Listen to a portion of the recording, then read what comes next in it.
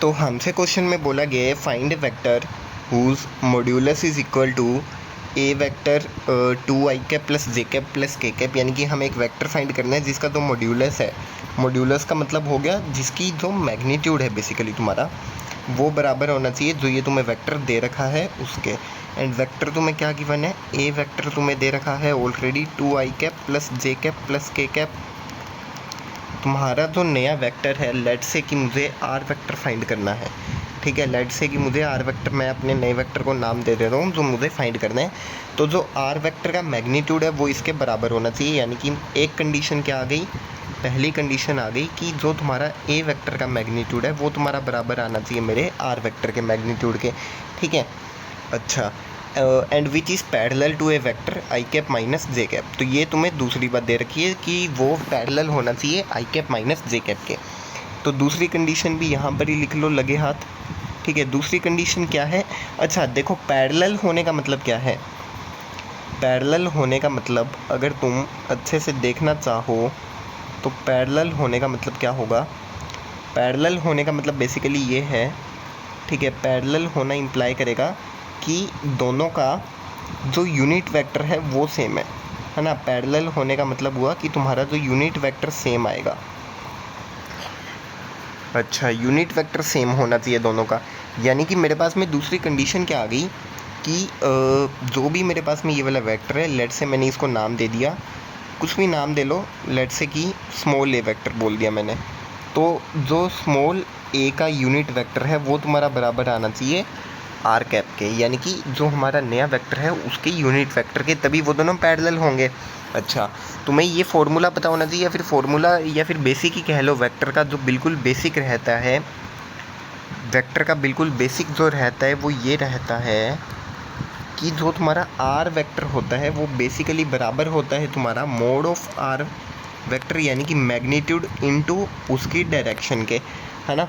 किसी भी वेक्टर को अगर तुम लिखोगे तो मैग्नीट्यूड और उसकी डायरेक्शन को मल्टीप्लाई करके ही तो लिखोगे। अगर तुम ये वाला वेक्टर देख लो तो इसमें भी x का मैग्नीट्यूड क्या है 2 एंड x का यूनिट वेक्टर क्या है i कैप, ऐसी y का मैग्नीट्यूड 1, y का यूनिट वेक्टर j कैप।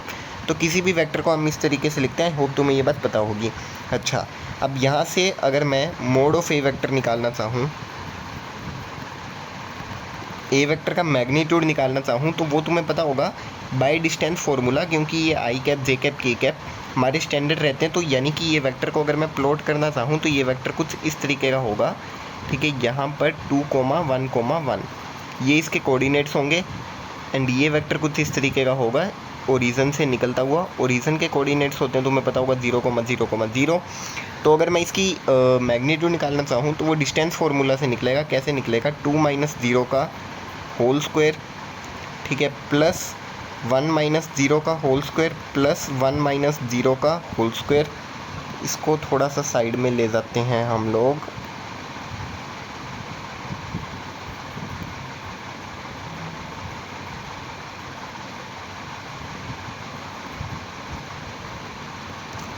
इसको इरेज करना पड़ेगा, एंड देन इसको अब हम साइड में लेकर जा सकते हैं, ठीक है। तो 1 - 0 का होल स्क्वायर का अंडर रूट, है ना, ये तुम्हारा बेसिक डिस्टेंस फार्मूला रहता है। ये मैंने कैसे लिखा, तो ये तुम्हारा डिस्टेंस फार्मूला रहता है, ठीक है। आई होप इतना तुम्हें बेसिक आता होगा, ये आना चाहिए। अगर ये नहीं आता तो पहले वेक्टर का कोई एक आधा लेक्चर देखो, उसके बाद में यहाँ पर आओ इस क्वेश्चन को करने के लिए। तो अगर मैं इसको सोल्व करूँ तो ये क्या बनता है, 2 का स्क्वायर हो गया 4 + 1 का होल अंडर रूट, यानी कि √6। तो मेरा मोड ऑफ ए वेक्टर को मैं आगे क्या लिख सकता हूँ, मोड ऑफ आर वेक्टर, है ना। तो जो मुझे वेक्टर चाहिए उसका मेरे पास में क्या आ गया, मेरे पास में उसका तुम कह सकते हो मेरे पास में उसकी मैग्नीट्यूड की वैल्यू आ रही है √6, ठीक है, मैग्नीट्यूड की वैल्यू आ गई। अच्छा, अब ये तो था मेरा पहली चीज़। दूसरी चीज़ मेरे पास में क्या है, दूसरी चीज़ मेरे को दे रखी है कि वो पैरेलल है आई कैप माइनस जे कैप के। अच्छा, आई कैप, अब यहाँ पर कई बच्चे क्या करते हैं ना, वो ये देख लेते हैं कि आई कैप माइनस जे कैप, ये तो मेरे को यूनिट वेक्टर लग रहा है, तो वो इसमें √6 मल्टीप्लाई करके अपना आंसर दे देते हैं, √6 आई कैप माइनस √6 जे कैप, जो कि बिल्कुल ही गलत है, ठीक है। क्यों गलत है, क्योंकि ये कोई यूनिट वेक्टर नहीं है भाई, इसका तुम्हें यूनिट वेक्टर निकालना पड़ेगा। अगर मैंने इसको स्मॉल ए वेक्टर नाम दिया है, इसको ऐसे लिखो, अगर मैंने इसको नाम दिया है कि मेरा जो स्मॉल ए वेक्टर है वो बराबर है आई कैप माइनस जे कैप के, तो जो मेरा स्मॉल ए का यूनिट वेक्टर होगा, यूनिट वेक्टर बेसिकली तुम्हारा क्या रहता है, अगर तुम इस फॉर्मूला से देखना चाहो, जो मैंने यहाँ पर लिखा है, छोड़ो, जो मैंने यहाँ पर लिखा है इस वाले फॉर्मूला से अगर तुम देखना चाहो, तो जो तुम्हारा यूनिट वेक्टर रहता है वो तुम्हारा रहता है वेक्टर अपॉन उसका मैग्नीट्यूड।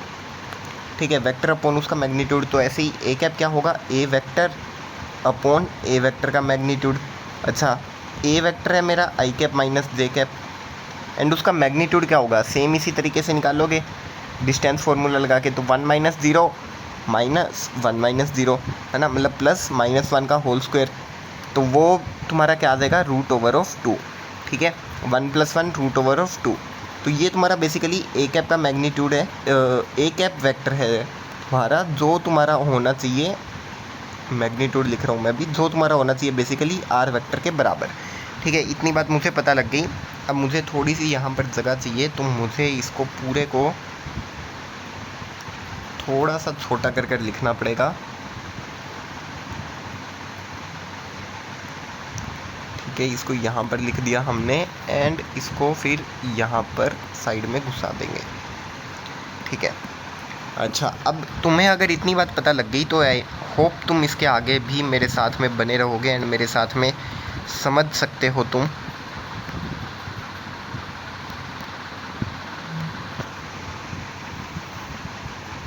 इसके बाद में हम यहाँ से कंटिन्यू करते हैं। तो इसके बाद में मुझे क्या निकालना है, अब मुझे मेरा आर वेक्टर निकालना है। तो जो मेरा आर वेक्टर है वो बेसिकली बराबर है आर वेक्टर के मोड के एंड उसके मैग्नीट्यूड के एंड उसकी डायरेक्शन के, यानी कि उसके यूनिट वेक्टर के, जो कि मैंने दोनों निकाल लिए। तो मेरे पास में आर इसकी वैल्यू है बेसिकली √6 मल्टीप्लाई बाई या फिर डॉट आर कैप है मेरे पास में I cap minus J cap by में √2। ठीक है, ये √2 से √2 कटेगा, ये आ जाएगा √3। तो ये बना तुम्हारे पास में √3 आई कैप माइनस में √3 जे कैप तुम्हारा आर वेक्टर। एंड तुम्हें निकालना क्या था, अगर तुम देखो तो तुम्हें आर वेक्टर ही निकालना है। आई होप तुम्हें इस क्वेश्चन का सोल्यूशन समझ में आया होगा। अच्छा क्वेश्चन है, 1-2 बार खुद से ट्राई करोगे, वापस से समझोगे, वीडियो को वापस से देखोगे तो तुम्हें एकदम अच्छे से क्लियर हो जाएगा। ठीक है, आई होप तुम्हें समझ में आया होगा।